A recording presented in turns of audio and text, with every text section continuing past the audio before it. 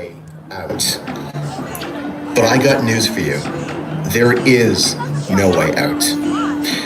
You want to save small businesses? You want to end lockdown measures? Then stop getting tested and stop playing their games. Think about this for a second. If most of the deaths come from nursing homes, shouldn't we be doing more to protect those groups instead of just leaving them to fend for themselves? In fact, many of the elderly folks included in the COVID-19 death count were literally abandoned and left to die alone. It was actually the strict COVID-19 protocols that ended up killing many of them. It's pretty evident that our government has become good at creating problems out of thin air. Have you noticed that anything newsworthy is swept under the rug? You know, stuff like the fact that suicides and drug overdoses have surpassed COVID-19 deaths, or the 250,000 small businesses that will never recover from the first lockdown. Or how about the 200,000 people denied surgery or cancer screenings since spring? As a result, hospitals are now seeing many more patients with advanced cancers. As always, the media keeps us distracted. That's what they do best. And in the meantime, we pretend that we aren't in the middle of an economic reset, or that we're not on the path to communism. For anyone interested in fighting for their rights and freedoms, please join us at Yonge and Dundas every Saturday at 12 p.m. Rain, snow, or shine, all are welcome. All of our government's decisions are based on faulty tests.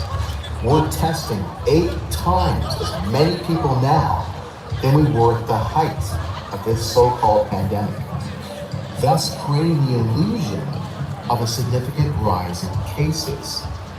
So if we're testing like crazy, and we know for a fact that the PCR test is not accurate, is this not a recipe for disaster? None of the measures put in place make any sense. This is one of the reasons why Toronto Health has a built-in disclaimer stating that they're not liable for any of the measures recommended. Gee, I wonder why that disclaimer exists. It's certainly not for our benefit.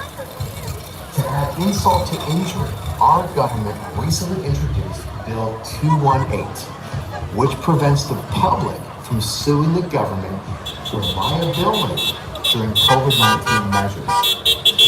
This bill allows the government to conceal any incompetence or wrongdoing since the start of this pandemic. In fact, they have already killed the concept of a public inquiry to find out why thousands of elderly people died prematurely in our long-term care facilities. Our government's actions so far are an attack on all of us. If you haven't heard of the Great Barrier Declaration, please look it up. Over 32,000 medical doctors and close to 12,000 scientists have signed a petition to end all lockdowns. These doctors have great concerns about the damaging physical and mental health impacts of the prevailing COVID-19 policies.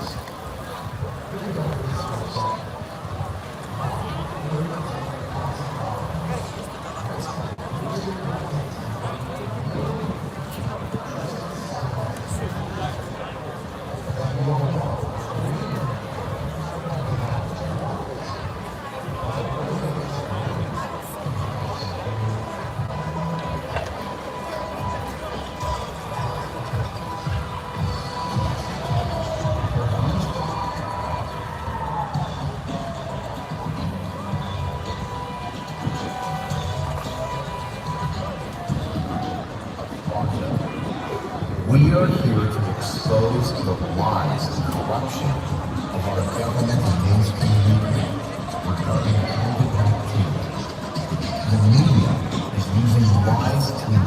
fear and alter people's perception.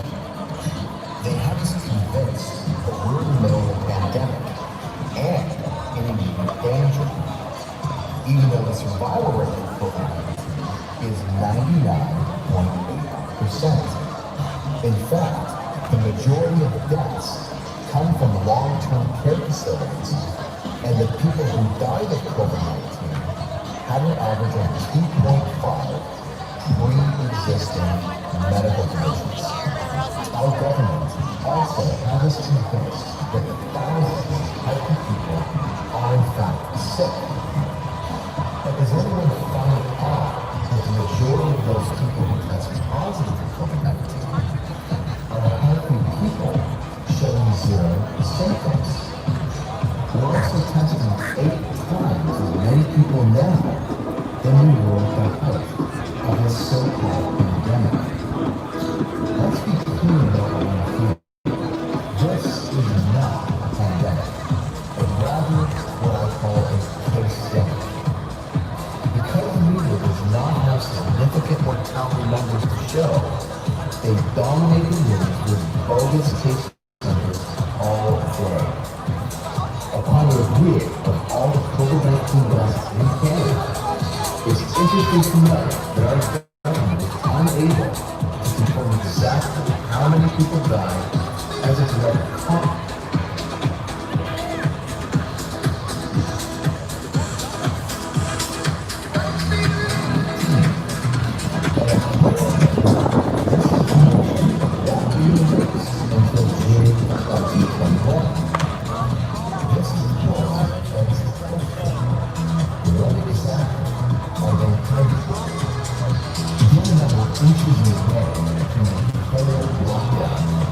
Millions more soon to be unemployed.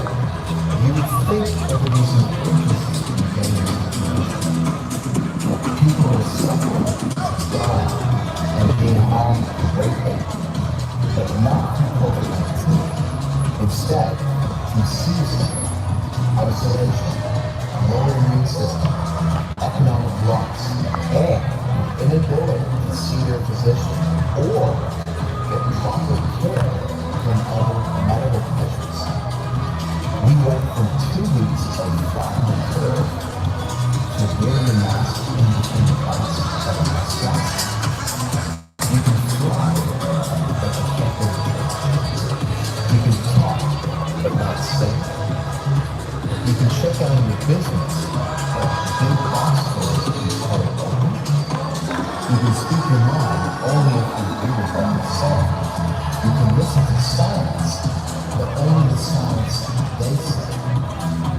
Our chief